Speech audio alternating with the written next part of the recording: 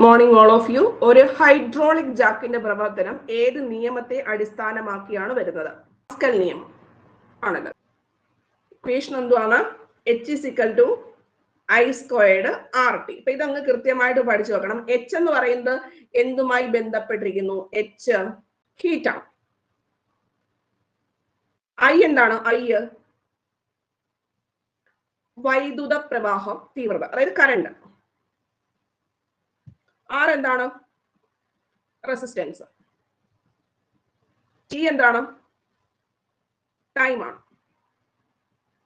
അതായത് എച്ച് എന്താണ്? ഹീറ്റ് ആണ്. അപ്പൊ അതായത് ഒരു ചാലകത്തില് കൂടെ പ്രവഹിക്കുന്ന അല്ലെങ്കിൽ ഉണ്ടാക്കുന്ന ഹീറ്റ് എന്ന് പറയുന്നത്, ഇപ്പൊ നമ്മളിപ്പോ ഏത് സാധനങ്ങൾ ഉപയോഗിച്ച് കഴിഞ്ഞാലും ആ ഒരു സംഭവം ചൂടാകും. നമ്മളിപ്പോ മൊബൈൽ കുറച്ച് നേരം കുത്തിയിടുമ്പോൾ മൊബൈലും കുറച്ച് ആകുമ്പോൾ ചൂടാവത്തില്ലേ? അപ്പൊ ഏതൊരു ഉപകരണമായാലും ഫ്രിഡ്ജ് ആയാലും എല്ലാത്തിനും നമ്മൾ തൊട്ട് നോക്കുമ്പോൾ കുറച്ച് ഭാഗം എന്തുണ്ടായിരിക്കും? ഹീറ്റ് ഉണ്ടായിരിക്കും വിചാരിക്കുക. അപ്പൊ അതിന്റെ താപം എന്ന് പറയുന്നത് എന്തിനെയൊക്കെ ഡിപ്പെൻഡ് ചെയ്യുന്നു എന്നാണ് ചോദിച്ചിരിക്കുന്നത്. അപ്പൊ ഈ ഇക്വേഷൻ അങ്ങ് കാണാതെ പഠിക്കുമ്പോൾ നമുക്ക് വലിച്ചു വാരി പഠിക്കേണ്ട കാര്യമില്ല.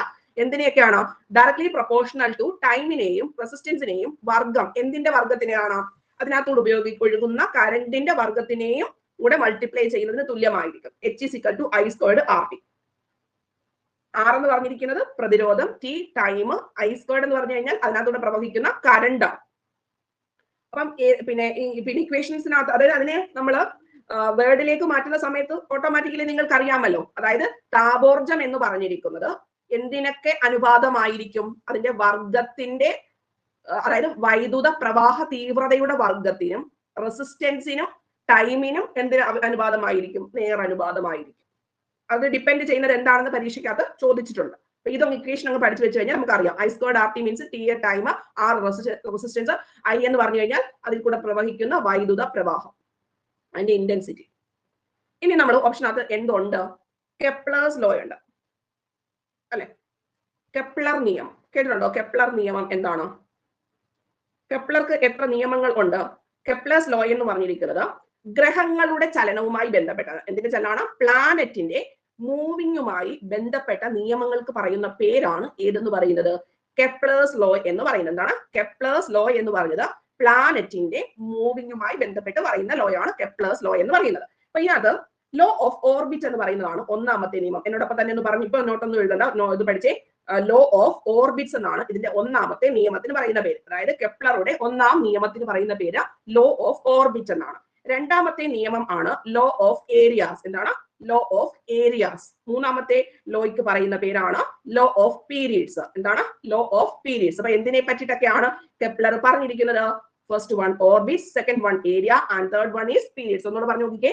ഓർബിറ്റ്, ഏരിയ ആൻഡ് പീരീഡ്സിനെ പറ്റിയിട്ടാണ് ആര് പറയുന്നത്? കെപ്ലർ പറയുന്നത്. പഠിച്ചോ? Law of orbits, law of area, law of periods. Law of orbits, law of area and law of periods. ഇനി നമുക്ക് അത് ഓരോന്നായിട്ട് ഡീറ്റെയിൽഡ് ആയിട്ട് പഠിക്കാം. റെഡി ആണോ? അപ്പൊ ഇത്രയും നിങ്ങൾ കണ്ണടച്ച് നോക്കിക്കേ. ഒരു ജസ്റ്റ് ഒരു മൊമെന്റ് കണ്ണടച്ച് കഴിഞ്ഞാൽ ഞാൻ പറയുന്ന കാര്യങ്ങൾ നിങ്ങൾക്ക് വിഷ്വലൈസ് ചെയ്യാൻ പറ്റുന്നുണ്ടോ നോക്കണം. നമ്മളിപ്പോ കെപ്ലറുടെ ലോ ആണ് വരുന്നത്. അപ്പൊ അവിടെ പ്ലാനറ്റ്, അതായത് ഗ്രഹങ്ങളുടെ ചലനവുമായി ബന്ധപ്പെട്ട നിയമങ്ങളുമായി ബന്ധപ്പെട്ടാണ് ജോഹന്നാസ് കെപ്ലർ എന്ന് പറഞ്ഞിരിക്കുന്ന സയന്റിസ്റ്റ് വരുന്നത്. സോ അദ്ദേഹത്തിന്റെ 3 ലോസ് ആണ് കെപ്ലേഴ്സ് ലോ എന്ന് അറിയപ്പെടുന്നത്. First one law of orbit, second one law of area and third one is law of periods. കിട്ടിയിട്ടുണ്ടെങ്കിൽ കണ്ണുറക്കാം, കിട്ടിയിട്ടില്ലെങ്കിൽ കണ്ണുറക്കണ്ട. ഓക്കെ. അപ്പം നമ്മൾ ഈ ഓർബിറ്റ്സ് എന്ന് പറയുന്ന സംഭവം എന്താണ്? സൂര്യൻ എന്ന് പറയുന്ന സംഭവത്തിന് ചുറ്റും ആര് കടന്ന് കറങ്ങുന്നുണ്ട്? ഗ്രഹങ്ങൾ കടന്ന് ഇങ്ങനെ കറങ്ങുന്നുണ്ട്. ഇപ്പൊ ബുധൻ എന്ന് പറയുന്ന ഗ്രഹത്തിന്റെ കറങ്ങുന്ന ദിവസമല്ലല്ലോ ഭൂമിയുടേത് വരുന്നത്. ഭൂമിയുടെ അത്രയും ദിവസമല്ലല്ലോ വ്യാഴത്തിന് വരുന്നത്. അപ്പൊ ഓരോ ഗ്രഹങ്ങൾക്കും എന്താണ്? വ്യത്യസ്തമായിട്ടുള്ള ഈ പറയുന്ന ദീർഘവൃത്താകൃതിയിൽ ഇങ്ങനെ കറങ്ങുമ്പോൾ ഉണ്ടാകുന്ന വ്യത്യാസം വരുന്നുണ്ട് അല്ലെ? അതായത് നമ്മളുടെ ഭൂമിയിലെ അത്രയും ദിവസങ്ങളായിരിക്കത്തില്ല ചൊവ്വയിലെ അത്രയും ദിവസങ്ങൾ എന്നൊക്കെ പറയുന്നത് വ്യത്യാസം ഉണ്ടായിരിക്കും അല്ലെ? അപ്പൊ ഈ സൂര്യനെ കേന്ദ്രമാക്കി ഗ്രഹങ്ങൾ ഏത് പാത്തിലാണ് മൂവ് ചെയ്യുന്നത്? ദീർഘവൃത്താകൃതിയിൽ. എങ്ങനെയാണ് ഗ്രഹങ്ങൾ മൂവ് ചെയ്യുന്നത്? ഏത് ഷേപ്പിലാണ്? ദീർഘവൃത്താകൃതിയിൽ. എലിപ്റ്റിക്കൽ. ആ ഒരു ദീർഘവൃത്താകൃതിയിലുള്ള ഭ്രമണപഥത്തിലൂടെ സഞ്ചരിച്ചു തുടങ്ങി. അതായത് ഒരു ഓർബിറ്റിനകത്തൂടെ, നമ്മളിപ്പം പിന്നെ ന്യൂക്ലിയസിന് ചുറ്റും ഇലക്ട്രോൺസ് കടന്ന് കറങ്ങുന്നത് പോലെ സൂര്യന് ചുറ്റും ഗ്രഹങ്ങൾ കടന്ന് കറങ്ങുന്നു എന്നാണ് ഫസ്റ്റ് ലോ പറയുന്നത്. മനസ്സിലായോ? അപ്പം കെപ്ലറുടെ ഒന്നാമത്തെ നിയമം ആരുമായി ബന്ധപ്പെട്ടിരിക്കുന്നു? ഓർബിറ്റുമായി ബന്ധപ്പെട്ടിരിക്കുന്നു. പറഞ്ഞേ. അപ്പൊ നമ്മളോട് ചോദിക്കുവാണ്, പിന്നെ സൂര്യന് ചുറ്റും ഗ്രഹങ്ങൾ ദീർഘവൃത്താകൃതിയിൽ കറങ്ങുന്നു, കെപ്ലറുടെ ഏത് നിയമവുമായി ബന്ധപ്പെട്ടിരിക്കുന്നു എന്ന് ചോദിച്ചാൽ ഏത് നിയമവുമായിട്ട് ബന്ധപ്പെട്ട് പറയണം? ഒന്നാമത്തെ നിയമം. അപ്പൊ ഒന്നാമത്തെ നിയമത്തിന് പറയുന്ന പേരെന്തുവാ? Law of orbit. ക്ലിയർ ആണോ കാര്യം പറഞ്ഞത്? ഇനി രണ്ടാമത്തേത് എന്ന് പറഞ്ഞിരിക്കുന്നത് ലോ ഓഫ് ഏരിയാസ് എന്നാണ് പറയുന്നത്. ഗ്രഹങ്ങളിലേക്ക് സൂര്യനിൽ നിന്നുള്ള ആരം തുല്യ സമയങ്ങളിൽ തുല്യ പരപ്പളവിൽ കൂടെ കടന്നു പോകുന്നു. അപ്പൊ ഇവിടെ ആർക്കാണ് ഇമ്പോർട്ടൻസ് വന്നത്? പരപ്പളവ് അഥവാ ഏരിയക്കാണ് ഇമ്പോർട്ടൻസ് വന്നിരിക്കുന്നത്. എന്താണ്? ഏരിയക്കാണ് ഇമ്പോർട്ടൻസ് വന്നിരിക്കുന്നത്. അപ്പൊ അതായത് ഇത് സൂര്യനാണെന്ന് വിചാരിക്കുക. സൂര്യനിൽ നിന്ന്, അതായത് സൂര്യനിൽ നിന്ന് ഗ്രഹങ്ങളിലേക്ക് ഉള്ള ആരം എന്ന് പറയുന്നത് ടൈം അനുസരിച്ചിട്ട്, അതായത് ഈക്വൽ ടൈമില് ഈക്വൽ ആയിട്ടുള്ള ഏരിയയിൽ കൂടെ കടന്നു പോകുന്നു. ഈക്വൽ ഡിസ്റ്റൻസ് അല്ല പറയുന്നത്, ഈക്വൽ ഏരിയയിൽ കൂടെ കടന്നു പോകുന്നു. മനസ്സിലായോ? തുല്യ സമയത്ത് തുല്യ ദൂരമല്ല ഇവിടെ പറയുന്നത്, തുല്യ ഏരിയയിൽ കൂടെ കടന്നു പോകുന്നു എന്നാണ് പറഞ്ഞിരിക്കുന്നത്. മനസ്സിലായോ പറഞ്ഞ കാര്യം? ഇപ്പൊ നമ്മള് സമത്വരണം, സമപ്രവേഗം എന്നൊക്കെ പറഞ്ഞു കുറെ കാര്യങ്ങളൊക്കെ പഠിക്കത്തില്ലേ? എന്ന് പറയുന്നത് പോലെ കെപ്ലറുടെ ഏത് ലോയിലാണ് പിന്നെ സൂര്യനിൽ നിന്ന് പ്ലാനറ്റിലേക്കുള്ള ആരം എന്ന് പറയുന്നത്? എന്താണ്? റേഡിയസ് എന്ന് പറയുന്നത്. എന്താണ് റേഡിയസ് എന്ന് പറയുന്നത്? തുല്യ സമയത്ത് തുല്യ ഏരിയയിൽ കൂടെ കടന്നു പോകുന്നു എന്ന് പറഞ്ഞത് ഏത് ലോയാണ്? രണ്ടാമത്തത്. മനസ്സിലായോ കണ്ടന്റ് എന്തോ ഉദ്ദേശിച്ചതെന്ന്? അപ്പൊ എന്ത് പറയണം? അതായത് സൂര്യനിൽ നിന്ന്, ഇപ്പൊ ഇത് സൂര്യനാണെന്ന് വിചാരിക്കുക, സൂര്യനിൽ നിന്ന് ഏതൊരു പ്ലാനറ്റിലേക്കുമുള്ള റേഡിയസ് എന്ന് പറഞ്ഞത് തുല്യ സമയത്ത് തുല്യ ഏരിയയിൽ കൂടി കടന്നു പോകുന്നു. മനസ്സിലായോ? അതായത് ആ റേഡിയസ്, അതായത് ബുധനിലേക്കുള്ള റേഡിയസ് ആയിക്കോട്ടെ, ഭൂമിയിലേക്കുള്ള റേഡിയസ് ആയിക്കോട്ടെ, ഏത് റേഡിയസ് ആയിക്കോട്ടെ, പക്ഷെ സമയം അനുസരിച്ച് അത് കറക്റ്റ് എന്തിലേക്ക് പോകുന്നു? പരപ്പളവിലേക്ക് കടന്നു പോകുന്നു എന്നാണ് പറയുന്നത്. ദാറ്റ് ഈസ് ആരുടെ second law? Law of areas ആണ് വരുന്നത്. അപ്പൊ ഏരിയ എന്ന് പറയുന്നത് മനസ്സിലായോ? ആ ഒരു വിസ്തീർണം, പരപ്പളവ്. അടുത്തത് ലോ ഓഫ് പീരിയഡ്സ് ആണ്. അത് നമുക്ക് പരീക്ഷയ്ക്ക് പഠിച്ചു വെക്കണം. ഏതോ ഒരു പരീക്ഷയ്ക്ക് ഞാനത് കണ്ടിട്ടുണ്ട്, ആ ഇക്വേഷൻ എഴുതാൻ വേണ്ടിയിട്ടുള്ളത്. അപ്പം ലോ ഓഫ് പീരിയഡ്സ് എത്രാമത്തെയാണ്? മൂന്നാമത്തതാണ്. കിട്ടുന്നുണ്ടോ? ലോ ഓഫ് പീരിയഡ്സ് എത്രാമത്തെയാണ്? മൂന്നാമത്. അപ്പൊ ഒന്നാമത്തെ ലോ എന്ന് പറഞ്ഞു നോക്കിക്കേ, ഓർബിറ്റ്. ഇതൊക്കെ നമ്മൾ അധികം കേട്ടിട്ടില്ല, അതുകൊണ്ട് മറന്നു പോകാനുള്ള ചാൻസ് കൂടുതലാണ്. Law of orbit, law of areas and law of periods. അപ്പം ഇവിടെ നമ്മൾക്ക് പരിക്രമണം ചെയ്യുക എന്ന് പറയുന്നത് എന്തുവാണ്? പരിക്രമണം ചെയ്യുക, ഭ്രമണം ചെയ്യുക മീൻസ് അവരവരുടെ അച്ചുതണ്ടിൽ തന്നെ കടന്നിങ്ങനെ കറങ്ങുന്നു. ശരിയല്ലേ? അവരവരുടെ ഭൂമിയുടെ അച്ചുതണ്ടിൽ കടന്ന് കറങ്ങുന്നത് കൊണ്ടാണ് രാത്രിയും പകലും ഉണ്ടാവുന്നത്. പക്ഷെ വർഷങ്ങൾ ഉണ്ടാവുന്നത് എന്തുകൊണ്ടാണ്? ഭൂമി സൂര്യന് ചുറ്റും പരിക്രമണം ചെയ്യുന്നത് കൊണ്ട്. മനസ്സിലായോ? അതായത് ഈ 24 hours ഉണ്ടാവുന്നത് എന്തുകൊണ്ട്? ഭൂമിയുടെ ഭ്രമണം മൂലം, റൊട്ടേഷൻ മൂലം.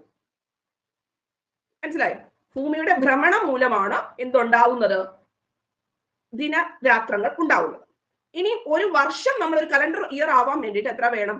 ഭൂമി ആർക്ക് ചുറ്റും കടന്ന് കറങ്ങും? സൂര്യന് ചുറ്റും കടന്ന് കറങ്ങും. അതിന് മലയാളത്തിൽ പറയുന്ന പേരാണ് പരിക്രമണം എന്നാണ് പറയുന്നത്. എന്താണ് മലയാളത്തിൽ പറയുന്ന പേര്? പരിക്രമണം. അപ്പൊ നമ്മുടെ ബുധന് ഒരു പ്രാവശ്യം കറങ്ങുന്ന അതേ ദൂരമാണോ, അതേ ഇതാണോ വേണ്ടത് ഭൂമിക്കുള്ളത്? ഭൂമിയിലുള്ളതാണോ ശുക്രന് വരുന്നത്? ശുക്രനുള്ളതാണോ വ്യാഴത്തിന് വരുന്നത്? അപ്പൊ അതായത് അവരുടെ പിന്നെ അതിന് ചുറ്റുമുള്ള ഇതനുസരിച്ചിട്ട് വ്യത്യാസം ഉണ്ടായിരിക്കും. ഇപ്പൊ നമ്മള് 1s 2s 3s എന്നൊക്കെ പറഞ്ഞ് പഠിച്ചിട്ടുണ്ടല്ലോ. അതായത് KLMN എന്നൊക്കെ പറയുമ്പോൾ ആറ്റത്തിന് ചുറ്റും കിടന്നുള്ള സംഭവങ്ങൾ പഠിച്ചിട്ടില്ലേ? ഇന്ന ഓർബിറ്റിൽ ഇത്ര ഇലക്ട്രോൺസെ ഹോൾഡ് ചെയ്യാൻ പറ്റുള്ളൂ, ഇന്നത് ഇത്രേ പറ്റത്തുള്ളൂ എന്ന് പറഞ്ഞതുപോലെ ഏറ്റവും വെളിയിൽ നിൽക്കുന്നവർക്ക് എന്ത് കൂടുതലായിരിക്കും? ആ സൂര്യനിൽ നിന്നുള്ള ഡിസ്റ്റൻസ് കൂടുതലായിരിക്കും അല്ലെ? ഉള്ളിൽ നിൽക്കുന്ന വ്യക്തി ആരാണ്? സൂര്യനാണ്. സൂര്യനിൽ നിന്ന് ഒത്തിരി അകലെ ആയിരിക്കും ഏറ്റവും വെളിയിലുള്ള ആ ഗ്രഹം എന്ന് പറഞ്ഞത്.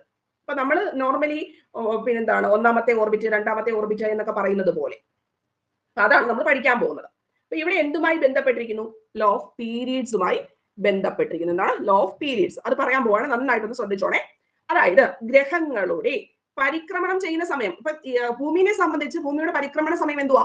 365 ദിവസം എന്ന് നമ്മൾ പഠിച്ചു വെച്ചിട്ടുണ്ട് അല്ലെ? അപ്പൊ ആ പരിക്രമണ സമയത്തിന്റെ വർഗം, ഇപ്പൊ പരിക്രമണ സമയം ഉണ്ടല്ലോ, പറഞ്ഞാൽ നിങ്ങൾക്ക് അറിയാൻ വേണ്ടിട്ട് 365 എന്ന് എഴുതി വെച്ചു. അപ്പൊ അതിന്റെ വർഗം എന്ന് പറയുന്നത് സൂര്യനിൽ നിന്നുള്ള അവയുടെ ശരാശരി ദൂരങ്ങളുടെ ക്യൂബിന് ആനുപാതികം ആയിരിക്കും. എന്താണ് പറഞ്ഞിരിക്കുന്നത്? സൂര്യനിൽ നിന്നുള്ള ദൂരം. ഇപ്പൊ ഇവിടെ നമ്മൾ ഈ ഏരിയ എന്ന് ഈ റേഡിയസ് എന്ന് പറഞ്ഞിരിക്കുന്നത് ഈക്വൽ ടൈമിൽ ഈക്വൽ ഏരിയയിൽ കൂടെ കടന്നു പോകും എന്ന് ആര് പറഞ്ഞിട്ടുണ്ട്? കെപ്ലർ പറഞ്ഞിട്ടുണ്ട്. മനസ്സിലായോ? അതായത് ഏത് പ്ലാനറ്റിനെ എടുത്താലും ആ പ്ലാനറ്റിനകത്തേക്ക് സൂര്യനിൽ നിന്നുള്ള റേഡിയസ് എന്ന് പറഞ്ഞിരിക്കുന്നത് ഈക്വൽ ടൈമിൽ ഈക്വൽ ഏരിയയിലേക്കായിരിക്കും പോകുന്നത്. ഇനി അതുപോലെ ഇനി വേറൊരു കാര്യം പറയുന്നതാണ്, ഈ പരിക്രമണ സമയം നമ്മൾ T ആയിട്ട് വിചാരിക്കാം. എന്താ പരിക്രമണ സമയം. അതായത് സൂര്യന് ചുറ്റും ഏതൊരു ഗ്രഹവും കടന്ന് കറങ്ങുന്നതിനെയാണ് പരിക്രമണം എന്ന് പറയുന്നത്. ഭൂമിയെ സംബന്ധിച്ച് അത് 365 ദിവസമാണ്. ഓരോ ഗ്രഹങ്ങളെയും സംബന്ധിച്ചും അതിന്റെ പരിക്രമണ സമയം വ്യത്യാസമായിരിക്കും. അപ്പൊ അതിന്റെ വർഗം എന്ന് പറയുന്നത് സൂര്യനിൽ നിന്നുള്ള ആ ഒരു റേഡിയസിന്റെ എന്തിന് ഇതായിരിക്കും എന്നാണ് പറഞ്ഞിരിക്കുന്നത്? ക്യൂബിന്. എന്താണ്? റേഡിയസിന്റെ ക്യൂബിന് അനുപാതികമായിരിക്കും എന്ന് പറഞ്ഞു. ഇനി നമ്മൾ ഇതിനെ അങ്ങ് മാറ്റിയിട്ട് സ്ഥിരസംഖ്യ ആക്കാൻ വേണ്ടിയിട്ട് t²/r³ is equal to, sorry തിരിച്ചാണ് വരുന്നത്, അതൊരു സ്ഥിരസംഖ്യ ആണെന്ന് പറയും. എന്താണ്? r³ വലിയ സംഭവം മേളിൽ എഴുതണം. r³/t² ഈസ് എ സ്ഥിരസംഖ്യ എന്ന് ആക്കി വെക്കണം. r³/t² is A constant. r³/t² is A constant. ഞാൻ ഒന്നുകൂടെ പറഞ്ഞുതരാം. പീരിയഡ്സ് എന്ന് പറഞ്ഞിരിക്കുന്നത് എന്തുമായി ബന്ധപ്പെട്ടിരിക്കുന്നു എന്ന് പഠിച്ചു നോക്കണം. പരിക്രമണ സമയം. എന്തായിട്ട് ബന്ധപ്പെട്ടിരിക്കുന്നു? പരിക്രമണ സമയത്തിന്റെ വർഗവും സൂര്യനിൽ നിന്നുള്ള അവയുടെ ശരാശരി ദൂരം. ദൂരം എന്ന് പറയുമ്പോൾ അവിടെ എന്തോ വൃത്തമാകുമ്പോൾ ദൂരം എന്തോ പറയുന്നത്? റേഡിയസ് ആ പറയുന്നത്. ശരാശരി ദൂരം മനസ്സിലായി? ശരാശരി ആകുമ്പോൾ അവിടെ എന്ത് വരുന്നു? ആ വ്യാസത്തിന്റെ പകുതി എടുക്കും, ഡയമീറ്ററിന്റെ പകുതി എടുക്കും. അപ്പൊ എന്തായിട്ട് വരും? റേഡിയസ് ആയിട്ട് വരും. ശരാശരി റേഡിയസിന്റെ ക്യൂബുമായിരിക്കും. ഒന്നുകൂടെ പറയട്ടെ. അതായത് ഇങ്ങനത്തെ മൂന്നാമത്തെ ലോ എന്തിനെ പറ്റി പറയുന്നു? ലോ ഓഫ് പീരീഡ്സ് ആണ്. അപ്പൊ പീരീഡ്സ് എന്ന് പറയുമ്പോൾ എന്തുവാണ്? പരിക്രമണ സമയവുമായി ബന്ധപ്പെട്ടിരിക്കുന്നു. ഓരോ ഗ്രഹങ്ങളുടെയും പരിക്രമണ സമയം വ്യത്യാസമാണ്. കിട്ടുന്നുണ്ടോ അത്? അപ്പൊ ആ പരിക്രമണ സമയത്തിന്റെ വർഗം എന്ന് പറഞ്ഞത് സൂര്യനിൽ നിന്ന് ഉള്ള ആവറേജ് റേഡിയസിന്റെ ക്യൂബിന് തുല്യമായിരിക്കും. അപ്പൊ ഇതിനെ നമുക്ക് r³/t² ഈസ് എ കോൺസ്റ്റന്റ്. ഈ ഒരു രീതിയിലാണ് ഏത് പറയുന്നത്? F is equal to ma എന്ന് പറയുന്നത് പോലെ ന്യൂട്ടന്റെ സെക്കൻഡ് ലോ പറയുമ്പോൾ F is equal to ma പറയത്തില്ലേ? അപ്പൊ നമ്മളോട് ചോദിക്കുവാണ് r³/t² is equal to a constant. ഇത് കെപ്ലറുടെ ഏത് നിയമവുമായി ബന്ധപ്പെട്ടിരിക്കുന്നു? ഏതാമത്തെ നിയമമാണ്? മൂന്നാമത്തെ നിയമം ആണ്. മനസ്സിലായോ പറഞ്ഞ കാര്യം? അപ്പൊ ഇവിടെ എന്തുമായിട്ടാണ് ഈ പറയുന്നത്? പീരീഡ്സ് എന്ന് പറഞ്ഞിരിക്കുന്നത്. അതായത് ലോ ഓഫ് പീരീഡിൽ പറയുന്നത് പിന്നെ ആരുടെ പരിക്രമണ സമയം? ആരാ പരിക്രമണം ചെയ്യുന്നത്? സൂര്യൻ പരിക്രമണം ചെയ്യുമോ ആരെങ്കിലും? ഇല്ല. അതായത് അതിന് ചുറ്റുമുള്ള ഗ്രഹങ്ങളാണ് പരിക്രമണം ചെയ്യുന്നത്. അപ്പൊ ആരുടെ പരിക്രമണ സമയമാണ്? ഗ്രഹങ്ങളുടെ പരിക്രമണ സമയം സൂര്യനിൽ നിന്നുള്ള ആരത്തിന്റെ, ആവറേജ് ആരത്തിന്റെ അല്ലെങ്കിൽ ആവറേജ് റേഡിയസിന്റെ ക്യൂബിന് ആനുപാതികമായിരിക്കും. സോ ആര് മേളിൽ വരണം? r³/t² is A constant. Okay. അപ്പൊ ഇവിടെ ഞാൻ ഒന്നുകൂടെ എഴുതാം. ലോ ഓഫ് പീരീഡ്സ് എന്ന് പറയുന്നത് എന്തുമായി ബന്ധപ്പെട്ടിരിക്കുന്നു? പരിക്രമണ സമയത്തിന്റെ വർഗത്തിനും അതുപോലെ തന്നെ ആവറേജ് റേഡിയസിന്റെ ക്യൂബിനും തുല്യമായിരിക്കും. ആവറേജ് റേഡിയസിന്റെ ക്യൂബിനും തുല്യമായിരിക്കും. അപ്പൊ നമുക്ക് എന്ത് എഴുതാം? r³/t² is A constant. That is എന്താണ്? ലോ ഓഫ് പീരീഡ്സ് അഥവാ ലോ ഓഫ് കെപ്ലറുടെ മൂന്നാമത്തെ ചലന നിയമം. r³ ടി എന്തുവാണ്? ടി ക്യാപിറ്റൽ ടി കൊടുക്കണേ. ടി എന്താണ്? Capital T. അതെന്തുവാ? പരിക്രമണം. സാധാ സമയമല്ല, പരിക്രമണ സമയത്തെ റെപ്രസെന്റ് ചെയ്യുന്നത് ക്യാപിറ്റൽ ടി ആണ്. ക്ലിയർ? r³/t² ഈസ് എ സ്ഥിരസംഖ്യ എന്ന് പറഞ്ഞു കഴിഞ്ഞാൽ എന്തായിട്ട് പറയണം? കെപ്ലറുടെ മൂന്നാമത്തെ നിയമം അഥവാ ലോ ഓഫ് പീരീഡ്സ്. അപ്പം ഒന്നുകൂടെ പറഞ്ഞു നോക്കിക്കേ. ഒന്നാമത്തെ ലോ പറഞ്ഞേ ശില്പ.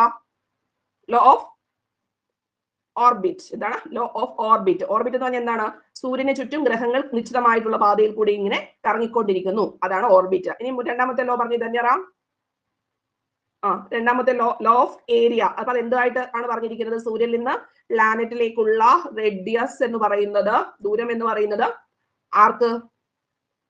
ഈക്വൽ ടൈമിൽ ഈക്വൽ ഏരിയക്കകത്താന്ന് പറഞ്ഞതാണ് ലോ ഓഫ് ഏരിയാസ്. മൂന്നാമത്തെ ലോ എന്താണ് Shabin? r³/t² is A constant. r³ എന്ന് പറഞ്ഞിരിക്കുന്നത് സൂര്യനിൽ നിന്ന് ബാക്കിയുള്ള ഗ്രഹങ്ങളിലേക്കുള്ള ആവറേജ് റേഡിയസും t² എന്ന് പറഞ്ഞിരിക്കുന്നത് ആ പ്ലാനറ്റിന്റെ പരിക്രമണ സമയത്തിന്റെ വർഗത്തിനും ആനുപാതികമായിരിക്കും. കിട്ടോ? ഇത്രയും കാര്യങ്ങൾ എല്ലാവർക്കും കിട്ടുന്നുണ്ടെങ്കിൽ യെസ് എനിക്ക് മനസ്സിലായി എന്ന് എഴുതിക്കേ. യെസ് യെസ് എഴുതേ എല്ലാവരും.